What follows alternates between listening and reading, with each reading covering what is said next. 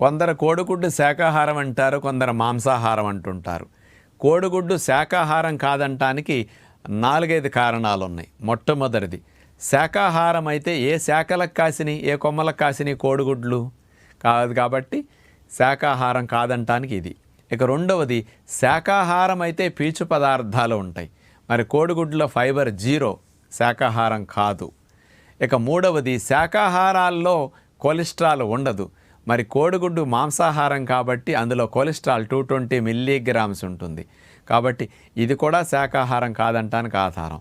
నాలుగవది, శాకాహారం అన్నిట్లో కార్బోహైడ్రేట్స్ ఉంటాయి, మాంసాహారాల్లో ఉండవు.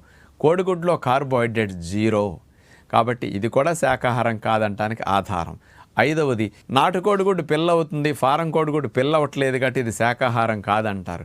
పిల్లైనా పిల్లగాపోయినా శాకాహారం కోడిగుడ్డు మాత్రం కాదు, మాంసాహారమే.